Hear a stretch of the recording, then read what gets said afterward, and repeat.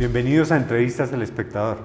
Mi invitado hoy es Gervasio Sánchez, uno de los fotógrafos más reconocidos del mundo por su experiencia en una veintena de guerras y por las memorias que ha dejado a través de 12 libros que constituyen una memoria histórica para la humanidad. Está de visita en Colombia, estamos en el Centro Cultural Reyes Católicos y quería conocerlo desde hace muchos años. Gervasio, bienvenido. Muchísimas gracias por invitarme, es un gran placer estar con vosotros. Bueno, a Gervasio me lo crucé varias veces cubriendo guerra en Colombia, en temas de narcoterrorismo, en temas de desaparecidos, en exhumaciones, y creo que ha venido a Colombia desde los años 80. ¿Por qué se interesó tanto en Colombia, Gervasio? Bueno, la verdad es que yo empecé a trabajar en América Latina a partir de 1984, hace 40 años. Empecé en los conflictos centroamericanos de El Salvador, de Nicaragua, de Guatemala, y por extensión también acudí a los conflictos de América del Sur, como Perú y como Colombia, también la dictadura de Chile de Pinochet. Y llegué aquí en momentos extremadamente duros para Colombia, ¿no? Era el momento de los cárteles del narco, los grandes cárteles de Medellín y Cali, después de los asesinatos de varios candidatos presidenciales como Galán, Jaramillo y Pizarro.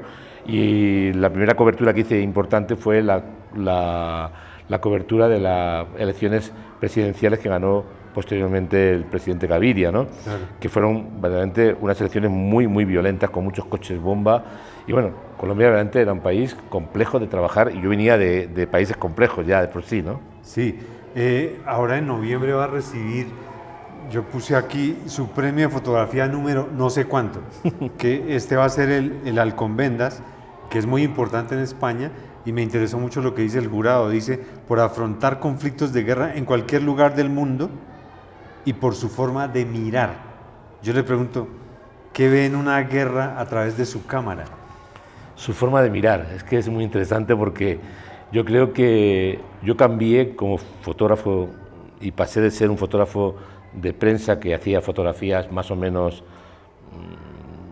publicables a hacer proyectos a largo plazo, tras una conversación que tuve con un fotógrafo muy famoso que me dijo: Gervasio, tú tienes que buscar tu forma de mirar, tu forma de ver las cosas, si no vas a dedicarte a hacer los trabajos, digamos, fotográficos que hace todo el mundo. Y eso para mí, que fue un golpe muy duro en ese momento, yo tenía más de 30 años ya cumplidos, me hizo recapacitar y empecé un poco a fotografiar las guerras de otra manera, es decir, donde la mayor parte de los fotógrafos buscan lo más evidente de la guerra, que son los muertos, los heridos, los combates, los bombardeos. Yo empecé a buscar la cotidianidad, cómo los seres humanos nos comportamos en medio de la barbarie, cómo la gente intenta sobrevivir en medio de las bombas, ¿no? Y empecé a hacer fotografías en blanco y negro que acabaron componiendo mi primer libro, El cerco de Sarajevo, que publiqué hace 30 años, va a ser ahora en diciembre del 94, en el que apenas había muertos, eran vivos intentando sobrevivir en medio de la violencia. Justamente la imagen que convoca esta charla, Maldita Guerra, son esos niños detrás de un vidrio baleado en Sarajevo. ¿Cómo hacer una foto tan estética y bella en medio de tal tragedia? Es curioso, ¿no? Porque estas niñas, son 4 niñas, la tomé el último día de febrero de 1994, con un frío espantoso en Sarajevo, y son niñas que podían ser 4 niñas de Sarajevo, bosnias, 4 niñas españolas o 4 niñas colombianas, ¿no? Tenían 11 o 12 años, y fue tremendo, porque normalmente los niños son muy buenos para darte buenas fotos, pero también son muy buenos para destrozarte fotos. Si te ven y empiezan a hacer tonterías con los dedos, o empiezan a mirar a la cámara o a hacer burlas, pues la foto se acaba, ¿no? Y estas chicas, cuando me llegaron, cuando yo estaba acercándome con un telescorto y me vieron, estaban jugando en ese taxi, era el taxi del padre de una de ellas, que estaba destrozado por una bomba que había caído cerca, y se pusieron contra el cristal destrozado, me miraron con una intensidad tremenda, hice 4 o 5 disparos en blanco y negro, y luego algunos disparos en color, y tomé una fotografía que es increíble, ¿no? Las 4 niñas están vivas.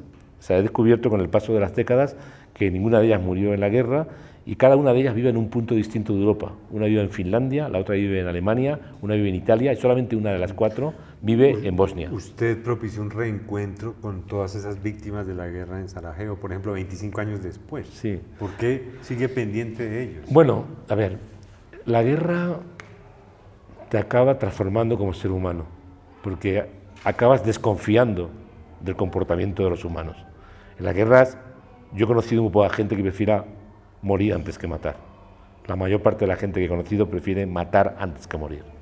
Entonces, cuando se desencadena una guerra, aparece lo peor del ser humano. Personas como nosotros se convierten en carniceros, bestias que violan, asesinan, reclutan a niños soldados, violan a niñas, da igual que sea la ideología que sea de cualquiera de ellos. Aquí en Colombia ha ocurrido con el ejército regular, con las policías, con los paramilitares y con las guerrillas. Se han hecho auténticas brutalidades, ¿no? Entonces acabas perdiendo la esperanza de que el ser humano consiga poner fin a algo que llevamos haciendo desde hace 15.000 años. Hay pruebas antropológicas de matanzas ocurridas en el Paleolítico Superior, en el norte de Sudán. Entonces, te tienes que intentar acercar a las víctimas con otra actitud. Yo digo siempre que en medio del fragor de la guerra y de la manipulación de la guerra, la única verdad incuestionable son las víctimas civiles.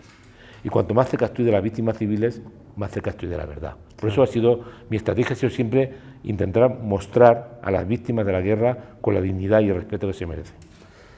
Pero el tiempo pasa, pasan las guerras y pasa el tiempo, Gervasio. Usted cumplió 65 años, lleva más de 40 años cubriendo guerras por todo el mundo. ¿Qué balance hace hoy? Aunque no lo parezca, ¿eh? Tengo 65 años, pero no lo aparento. Bueno, llevo 40 años, más de 40 años. Yo estuve en 1982 en Gaza, Israel y Cisjordania. Para allá iba. Cuando no existía ni Hamas ni Hezbollah. Y los israelíes habían invadido el Líbano. O sea, 42 años después se repite la misma película. Y piensas, ¿cómo es posible que los seres humanos hayamos conseguido vacunas que pongan fin en un tiempo récord a epidemias? Consigamos inventar cosas alucinantes, pues consigamos transformar incluso tecnológicamente el mundo y no seamos capaces de poner fin a las guerras. Y claro, la pregunta que me hago tiene una rápida respuesta. La guerra es un gran negocio. En cuanto empieza una guerra, ya hay empresarios, banqueros y gobiernos haciendo negocios con la guerra. El jesuita Ignacio Ellacuría, asesinado en El Salvador, que era muy amigo mío, asesinado junto a otros 5 jesuitas en noviembre del 89, él siempre me decía una frase que era como una regla de oro para mí. Gervasio me decía, aplícala siempre. En aquel tiempo estábamos en plena Guerra Fría y decía, los estadounidenses y los soviéticos ponen las armas y nosotros los salvadoreños ponemos los muertos. Eso lo podíamos extender a los guatemaltecos, a los nicaragüenses, a los colombianos, a los peruanos, a los eritreos, a los etíopes, a los sudaneses, a los congoleños, a los sierraleoneses, a cualquier país del mundo. Unos ponen las armas y otros ponen los muertos. Y la desgracia de todo esto es que los que mueren en una guerra no saben por qué mueren. Yo estoy harto de preguntarle a mujeres, a hombres, a niños, a niñas, señor, señora, chico, chica, ¿por qué está tu país en guerra? Y no saben responderme con una respuesta lógica. Simplemente te dicen, estábamos tranquilos, llegaron unos por aquí y otros por allá, nos encontramos en medio de un fuego cruzado y acabamos pagando nosotros acabamos pagando el precio de la guerra, que es la muerte o la discapacidad. Y ver el sur del Líbano arrasado otra vez, y ver Beirut arrasado. O ver Gaza arrasada. Gaza arrasada. No sé, yo la verdad es que me da la sensación de que las instituciones internacionales no están funcionando, la ONU no funciona, la Unión Europea no funciona, hay gobiernos como el estadounidense o el ruso y el chino que hacen lo que les da la gana y nadie se enfrenta a esta dicotomía. O sea, es alucinante que Israel pueda arrasar Gaza y yo parto del momento en que los comandos de Hamas lo que hicieron el día 7 de octubre del año pasado fue terrorismo puro y duro, pero Israel también está llevando a cabo una masacre terrorista, es terrorismo de Estado, son crímenes de guerra y algunos jueces internacionales te empiezan a hablar ya de genocidio, ante la pasividad absoluta del mundo. O sea, cada día yo me levanto y miro la prensa desde hace un año, ¿no? Y evidentemente no es la primera vez que pasa esto en Gaza, ya ha habido situaciones en el pasado, pero ahora me levanto y veo hoy mismo 60 muertos en Líbano, 60 muertos en Gaza, muchos de ellos son niños, son mujeres, y Israel sigue arrasando ante la inoperancia absoluta de la diplomacia internacional y las políticas internacionales. Y ahora vemos a Irán metido de cabeza en esa guerra de Medio Oriente, por el otro lado vemos a Corea del Norte alistando tropas para ponerlas al servicio de Putin. ¿Es real el riesgo nuclear? No, yo no creo, nunca he creído que fuera a haber una guerra nuclear, porque las grandes potencias saben muy bien hasta dónde tienen que llegar. Una guerra nuclear sería una guerra descontrolada y podría acabar con una parte de la humanidad, ¿no? Nunca va a pasar esto. De hecho, lo que está ocurriendo en este momento no es diferente de lo que ocurría en los años 60, 70, 80, 90 o a los inicios del siglo. Hay gente que pueda pensar que ahora mismo hay más violencia que hace 40 años o 30 años, pero no es verdad. Yo cuando llegué a América Latina había guerra en casi todos los países. De hecho, íbamos a México a descansar. Y otro de los países donde no pasaba nada, a pesar de que había una gran corrupción, era Venezuela. Eso fue mi experiencia en los 80. En los 90 había guerras por todas partes. En 1994 yo cubrí la guerra de Ruanda. 1 millón de muertos en 3 meses. O sea, ni siquiera contabilizando todos los muertos que ha habido en el Líbano, en Gaza y en Oriente Próximo en los últimos 5 años, 10 años, 15 años, se llega a 1 millón de muertos. Y en 3 meses en Ruanda 1 millón de muertos. No es verdad que el mundo sea más violento. Lo que sí es verdad es que los ciudadanos han empezado a perder confianza en sus políticos y que los diplomáticos no son capaces de poner fin a toda esta sangría, ¿no? Lo que ocurre en las guerras en este momento parece lo que le conviene a la industria armamentista, ¿no? Yo no olvido aquel discurso cuando usted recibió el premio Ortega y Gasset, que recibe el premio y dice, ¿por qué España es de los países que vende armas en el mundo? No sirvió de nada. Mi discurso lamentablemente no sirvió de nada, porque ese discurso lo hice cuando el gobierno de ese momento había duplicado la venta de armas españolas y 3 años después había sextuplicado la venta de armas españolas. Y desde entonces seguimos vendiendo armas y nos hemos convertido en una de las principales potencias del mundo en venta de armas y yo siento vergüenza de ser español. Cada vez que me encuentro armas de mi país en zonas de conflicto, siento vergüenza y cogería y haría cosas muy fuertes que no voy a explicar sobre mis políticos, mis banqueros, y mis empresarios, porque esto es un negocio. Y voy a poner un ejemplo. El día 7 de octubre los comandos de Hamas entraron en Israel. El día 8 Israel decide masacrar a la población en Gaza. Y el día 9, que era lunes, las empresas armamentísticas estadounidenses, europeas, se disparan en bolsa, porque empiezan a olisquear el negocio de muerte que se iba a presentar. Es una vergüenza tremenda que en este mundo en que vivimos los empresarios de la muerte, que son banqueros, son nuestros bancos, que utilizan nuestros fondos de inversión, nuestros fondos, nuestro dinero para invertirlo en armas, porque dan muy buenos dividendos. Nuestros empresarios y nuestros gobernantes, de igual que sean de centro, que de izquierda, que de derecha, son todos igual, unanimidad, igual de sangrientos, estén facilitando la violencia en el mundo. Claro, es paradójico. ¿Qué siente seguir recibiendo premios y premios por la forma de ver la guerra y que eso no cambie? ¿En algún momento has sentido frustración o hasta depresión por eso? Bueno, no me deprimo porque lo que hago es decir claramente lo que pienso en cuanto me dan un espacio. O sea, yo no voy al psicólogo ni al psiquiatra a contarle que he estado viendo la muerte, la violencia y que mis mejores amigos están muertos ejerciendo el periodismo y que muchos periodistas locales, como los colombianos, los mexicanos, los matan por hacer lo mismo que hago yo, porque es mucho más fácil que maten a un periodista local que a un periodista extranjero, porque el ruido que va a haber si matan a un extranjero va a ser mayor, y realmente no entro en depresión porque sigo creyendo, a pesar de que el periodismo actual es también un desastre, somos responsables de la falta de presión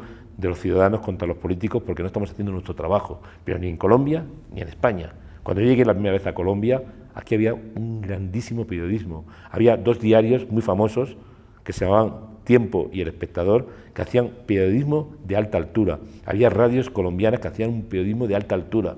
Había periodistas amenazados de muerte y periodistas que mataron y periodistas que se tuvieron que marchar para que no los mataran. Hoy día los medios de comunicación están postrados ante el poder político y el poder económico, aquí y en España. La inmensa mayoría de los medios de comunicación franceses están controlados por empresas que son armamentísticas. ¿Cómo van a criticar a la industria armamentística si están financiando los medios de comunicación? En mi país es una vergüenza el nivel de la prensa. Y todos esos diarios que se autodenominan diarios de referencia, algunos van dando lecciones, están haciendo periodismo basura. Basura en general. Por supuesto que hay periodistas decentes, pero hay muchos periodistas que saben claramente que hay temas que no se pueden tocar. Y hay una relación y vinculación vergonzosa entre medios de comunicación, empresarios y bancos. Y esto hace que el periodismo acabe siendo una frustración permanente. De acuerdo. Pero ¿cómo lo marca uno?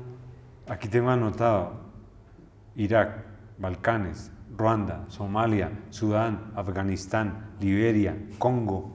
Ver morir 1 millón de personas, ser testigo de eso en Ruanda, por ejemplo, eso ¿Qué le deja a uno en la mente y en el cuerpo?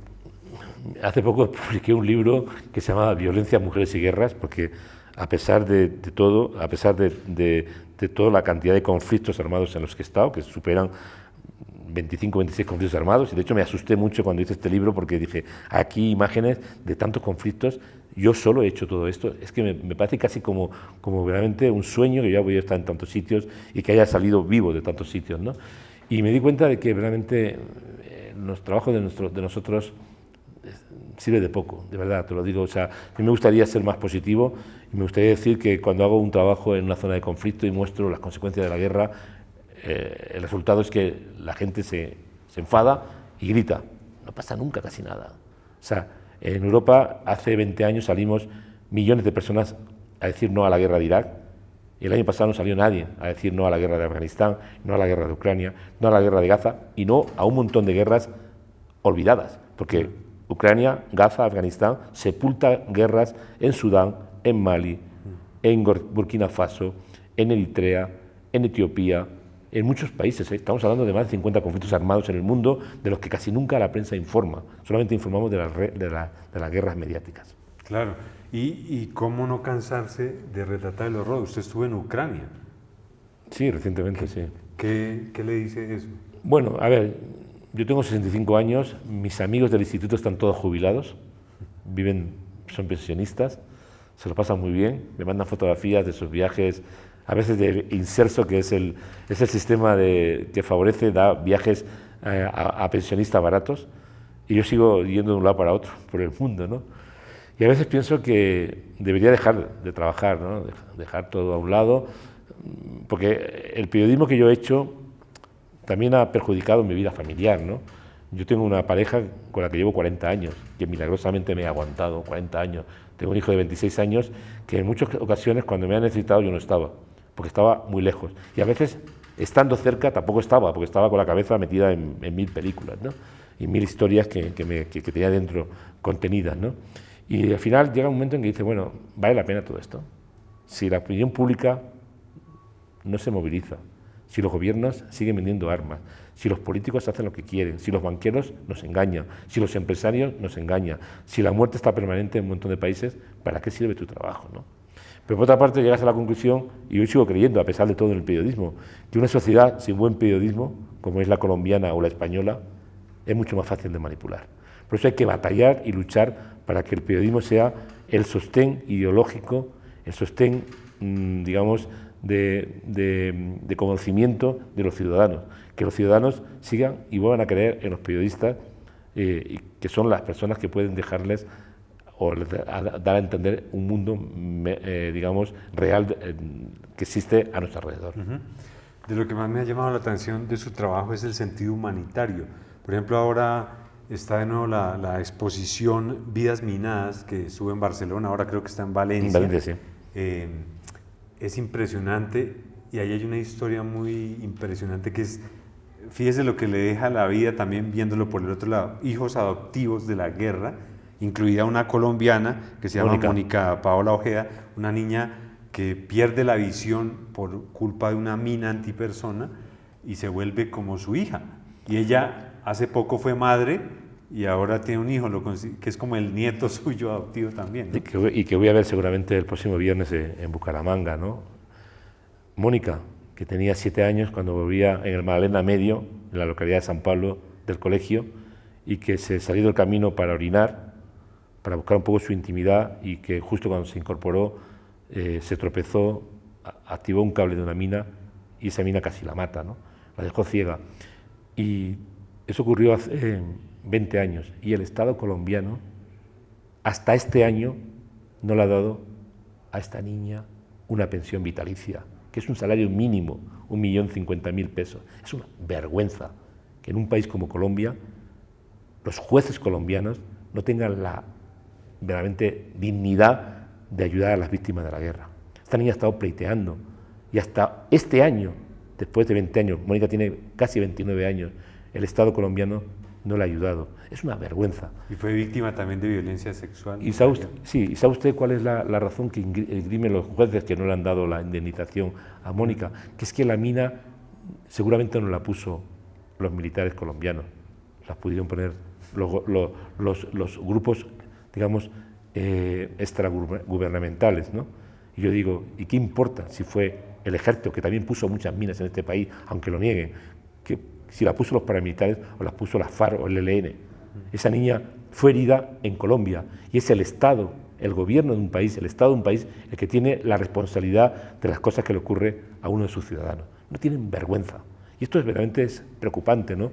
Que en un país no haya sensibilidad para ayudar a las víctimas de un conflicto armado tan brutal, o que en este país haya más de 120.000 desaparecidos, ¿no? Y que los señores Uribe y Santos, que debían estar en la cárcel por los falsos positivos, se sigan paseando por ahí tranquilamente, y que haya una veintena de generales que se enriquecieron durante la política de falsos positivos y sigan por ahí en sus casitas o en sus mansiones riéndose de la justicia. Y esto ocurre en un país cuando no hay justicia.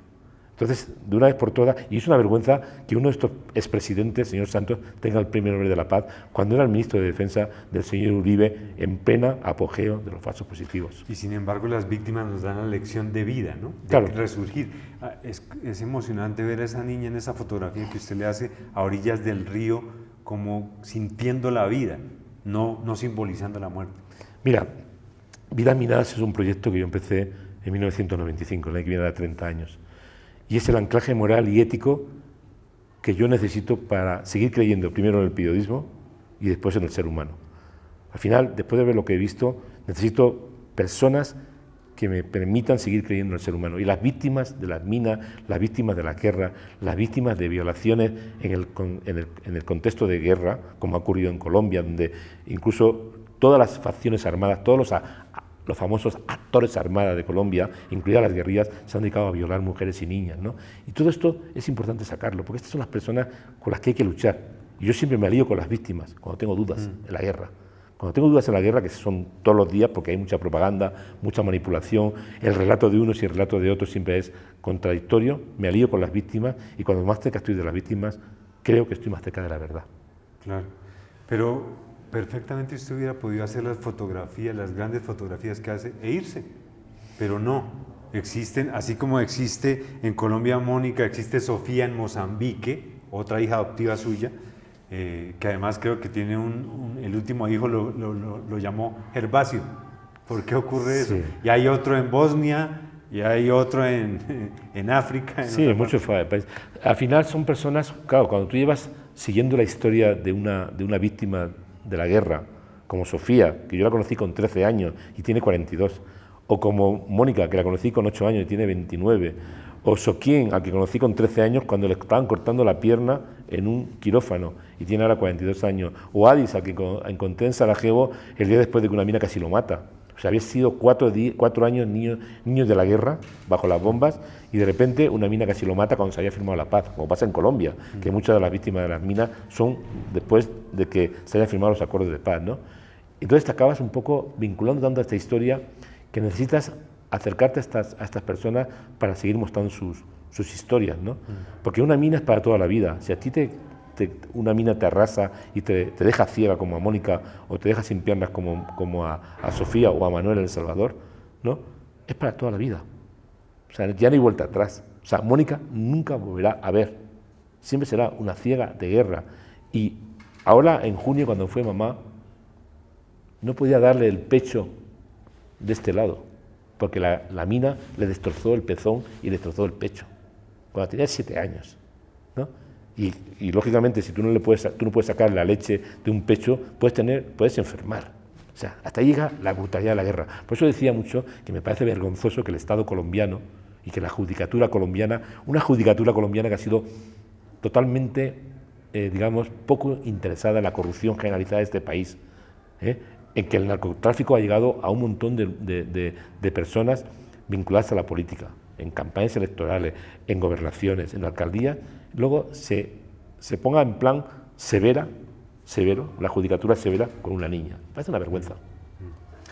En 1998 la UNESCO nombró a Gervasio enviado especial por la paz, comillas, por el extraordinario testimonio que ofrece mediante la fotografía del calvario que padecen las víctimas.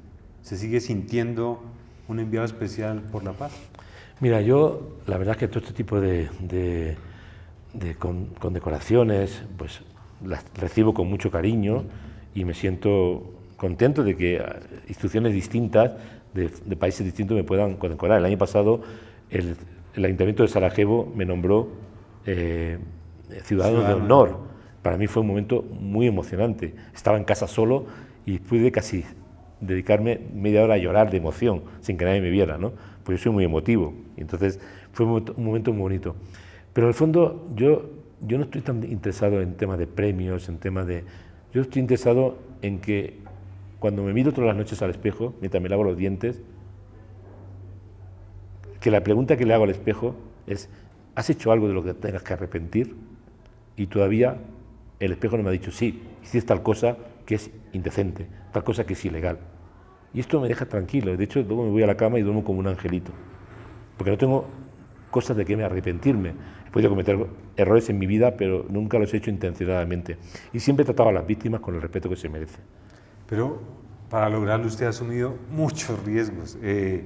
¿Por qué cree que ha sobrevivido a tantas guerras mientras amigos y colegas suyos han muerto casi al lado suyo? Julio Fuentes en Afganistán, José Couso en Irak, sí, Miguel Gil en Sierra Leona, sí, Miguel que minutos antes usted estuvo en el lugar donde estalló el proyectil. Bueno, Miguel Gil, que era tan amigo mío, que esa mañana de la emboscada que le mató, estuvimos a punto, nos encontramos, y yo no fui con él porque estaba haciendo otro trabajo. Si no hubiera ido con él con seguridad, porque con Miguel me hubiera ido al fin del mundo, ¿no?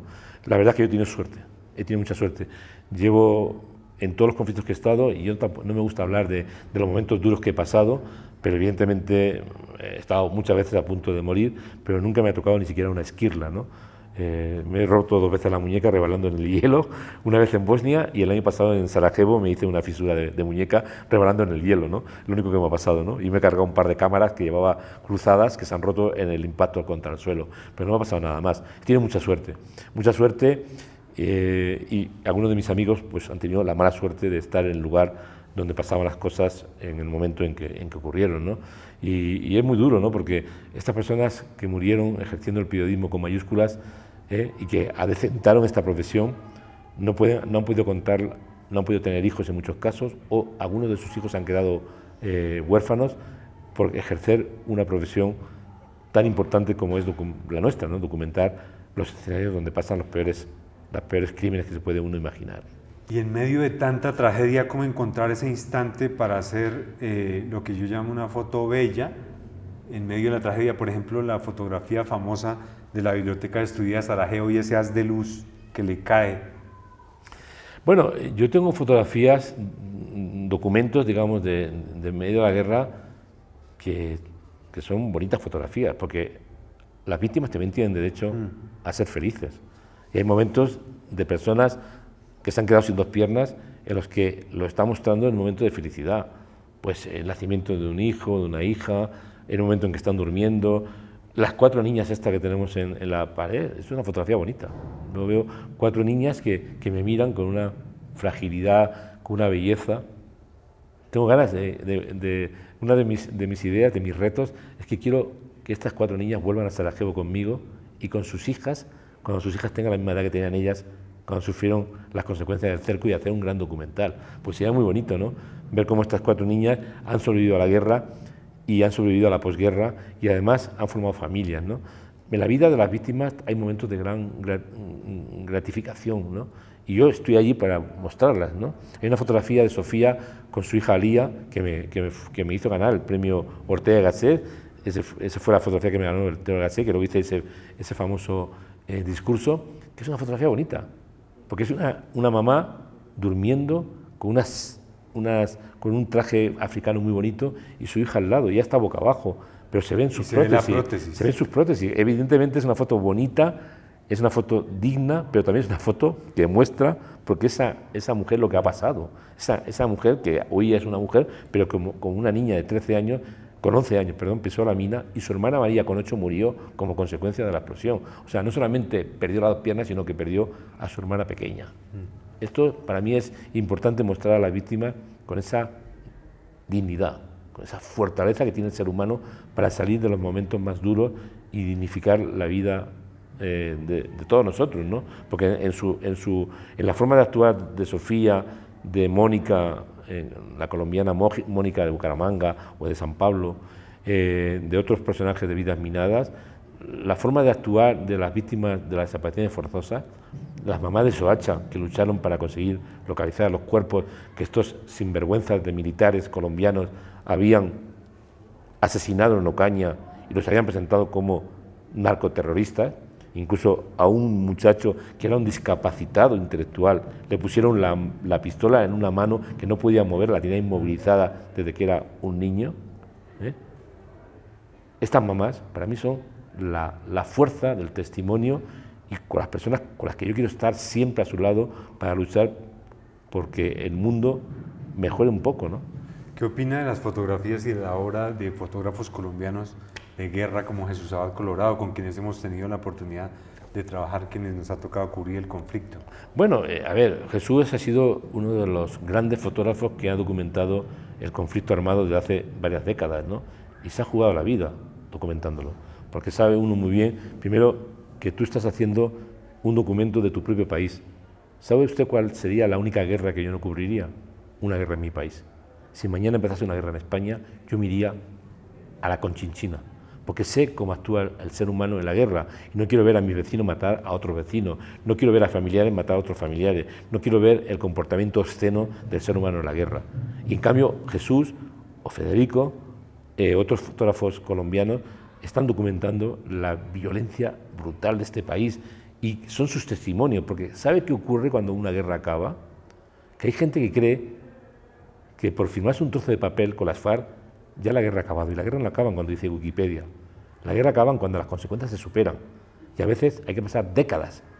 Aquí se acabará la guerra en Colombia el día que se encuentre el último desaparecido, y para que esto ocurra tiene que haber mucho trabajo por parte de la Fiscalía de Justicia y Paz, tiene que haber muchos equipos buscando cadáveres, tiene que haber una protección de todos los datos que hay en la Fiscalía para que un día se pueda decir la guerra se acabó porque todas las personas han sido identificadas, porque todas las brutalidades que se han hecho en este país, donde se han cortado cadáveres con motosierras, y esto los propios paramilitares con los que yo he estado en Meta o en el ¿cómo se llama este departamento? El que está al lado del Meta, bueno, el otro departamento, el Casanare, ¿no? Yo he estado con los altos jefes del Casanare sacando cadáveres de la tierra, y cuando le preguntaban a los fiscales, ¿pero por qué el agujero es tan pequeño?, te decían irónicamente, es que no nos gustaba excavar y lo que hacíamos era cortar en 4 trozos los cuerpos y meterlos desde la cabeza hasta las extremidades superiores en la fosa pequeñita.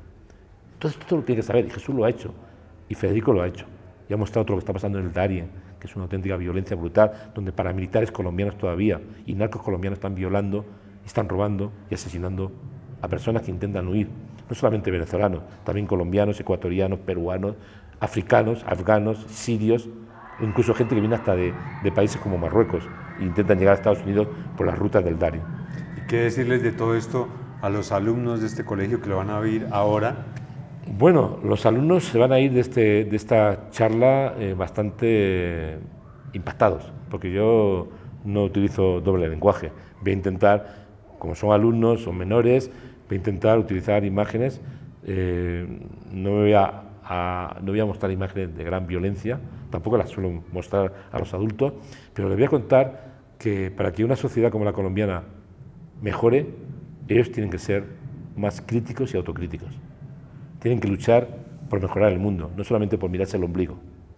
Uno de los problemas gravísimos que hay en las personas que tienen la suerte de vivir una vida buena, una vida de alto standing, como los europeos, que vivimos todos muy bien, es que tenemos digamos, una mala praxis de creer que lo que no ocurre alrededor de nuestro ombligo no existe. Y esto es un error. Entonces les voy a intentar hacer ver que los móviles sirven para conocer la realidad de otros países, que hay que empatizar con el dolor ajeno y hay que intentar entender por qué la gente emigra, por qué la gente se mata. Ahora mismo en Colombia hay un problema serio con los venezolanos, pero parece que todos los colombianos se han olvidado cuando los colombianos iban a Venezuela a trabajar, o cuando los peruanos iban a Venezuela a trabajar, o cuando los ecuatorianos iban a Venezuela a trabajar, que yo esto lo recuerdo, lo he vivido, cuando Venezuela estaba llena de migrantes latinoamericanos que iban allí porque había mucho trabajo. Y en cambio ahora resulta que los venezolanos que están huyendo por una situación caótica en Venezuela son considerados casi como el problema principal de Colombia. Y esto me parece una vergüenza. ¿Y qué decirle a la nueva generación de fotógrafos a los que va a formar en la Fundación Gao en noviembre? Bueno, yo siempre le digo a la gente joven y a los fotógrafos, digamos, que están empezando, que hay profesiones que no duran 8 horas al día. Hay profesiones que empiezan en la cuna y acaban en la tumba. Que un fotógrafo o un periodista es periodista desde que empieza hasta que se muere, y que a veces nuestra obsesión nos lleva a ser periodistas 24 horas al día. O sea, yo cuando me voy a dormir soy periodista, duermo siendo periodista, me levanto siendo periodista e incluso sueño siendo periodista. O sea, nunca va a colgar la cámara.